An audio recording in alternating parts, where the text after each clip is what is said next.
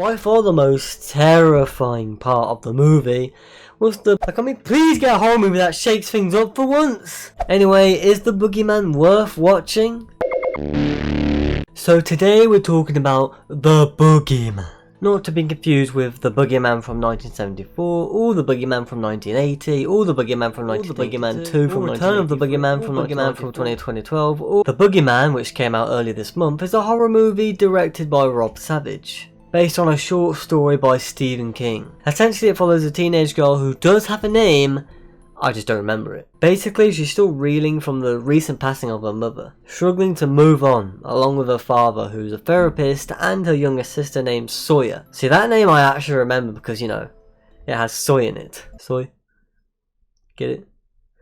It's soy. One day a strange man arrives at their home randomly for an unscheduled therapy session. A man named Lester, played by David Dastmalchian, uniquely cast as the creepy, quiet weirdo. He's actually the prime suspect for the murder of his 3 kids, which he denies, claiming it was the Boogeyman what done it. A monster that hides in the dark, preying on children, eventually killing them. Of course, the therapist's dad doesn't believe him, and after encountering the Boogeyman once again, Lester ends up hanging himself in their closet. However, this dumbass inadvertently brought the monster with him, so the Boogeyman starts haunting the residence of the protagonist, as well as her family. That's pretty much the synopsis of the movie. As a horror movie plot, I mean, it's there. Like most horror movies, it's incredibly rote and packed to the brim with typical tropes that you'd expect from the genre at this point. You've got the loner, independent protagonist that distances herself from the others due to recent events or trauma. You've got grade A douchebag bullies with no redeeming qualities.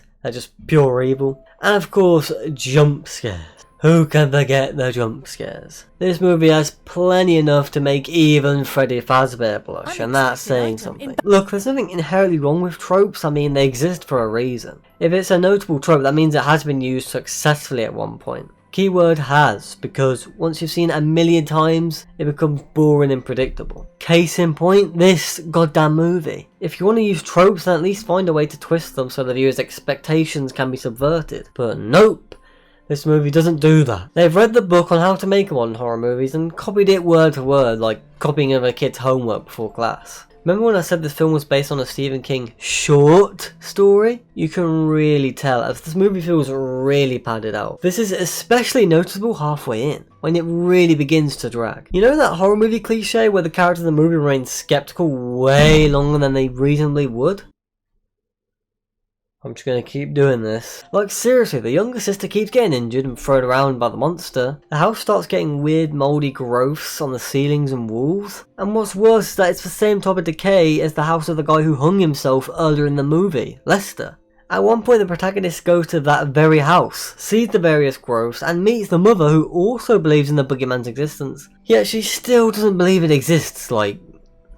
what? There's being skeptical and then there's just irrationality. Like if the dots aren't connecting at that point, then you're just gone. I don't know what to say. There's also a lot of plot details that really don't make any sense. For instance, after Lester hangs himself, right, naturally the police show up to remove the body, investigate the scene, you know the drill. For instance, after Lester hangs himself, right, naturally the police show up to remove the body, investigate the scene, you know.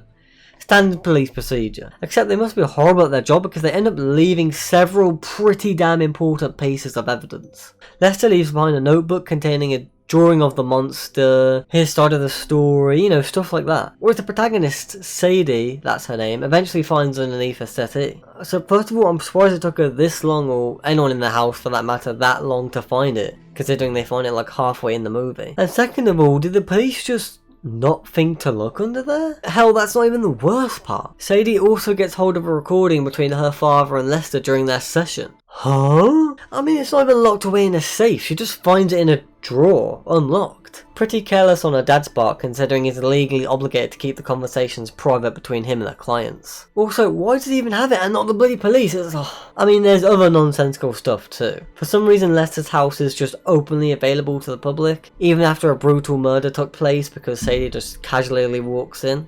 Plus the mother is just living there while it's in a dilapidated state. And keep in mind, her and Lester are the main suspects for the murder of their children. And to top it all off, she's armed to the teeth with guns, weapons, stuff like that. How is she allowed to stay there? She's clearly a threat to herself and the public at large. And it's not like you can excuse it as like, oh, it's a small house in the middle of nowhere, you know, they're not going to be that attentive to it. Because Lester's home is right in the middle of the street, like any other ordinary house. Listen, I'm not the type to nitpick plot holes or slightly off elements in the story, okay? I can overlook these flaws if the movie as a whole makes up for it. So how about the other elements of the film? The score, cinematography, lighting, special effects, you know, etc. Stuff like that. Is it any good?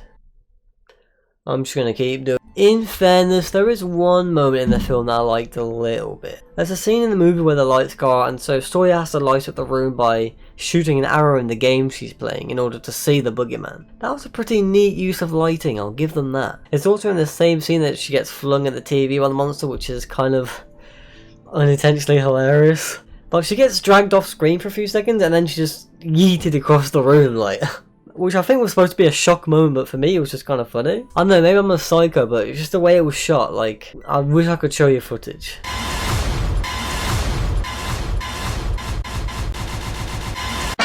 Aside from that, there really isn't anything else as noteworthy. The cinematography slash, you know, composition ranges from good to lame. Nothing really stellar or amazing. They overused the flashing lights technique in at least 3 different scenes in order to build tension, which is just really lazy, repetitive and ineffectual in my opinion, because of the amount of times it's used. The score is almost non-existent. I mean, I didn't really notice it at all. The boogeyman itself looks pretty bad, I'm not gonna lie. It looks like a generic shitty creepypasta from 2012 that like some edgy 13-year-old made.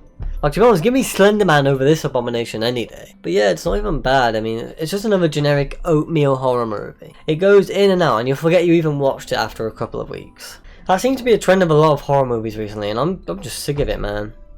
I'm just like, can we please get a horror movie that shakes things up for once? Can we please get a movie in this godforsaken genre that oils up the squeaky ass wheels of horror already? I just want a film that spices up this tripe fucking formula. Ugh. I mean, in fairness, I am mainly talking about mainstream horror here. There's probably some indie or smaller scale films out there that are really awesome, but I haven't seen them. Plus, Evil Dead Rise came out recently, and that was actually pretty awesome, so... You know, it's not all bad. Anyway, is The Boogeyman worth watching? I wonder what my answer will be. I'm sorry, but no, it's not. The movie is really generic, rote, and relies way too heavily on overused horror tropes. Is it bad? No. But it's certainly not good either. Which is arguably worse than being bad, because at least bad movies you'll remember, like Omen 2 and 3. You'll remember them for being so bad, but this movie, it just... Like I said earlier, it's an oatmeal movie, in and out. I mean, it's just dull. I'll say this. By far the most terrifying part of the movie was the buyer's remorse I felt after leaving the cinema. With that being said, that's pretty much all I have to say on The Boogeyman. Like if you liked, dislike if you disliked, subscribe for more quality content, and I'll see you guys next time. Have some more chicken. Have some more pie. Have some more chicken. Have some more pie. Have some more chicken. Have some more pie. It doesn't matter if it's boiled or fried. Have some more chicken. Have some more pie. Have some more chicken. Have some more pie. Have some more chicken. Have some more pie. It doesn't matter if it's boiled or fried.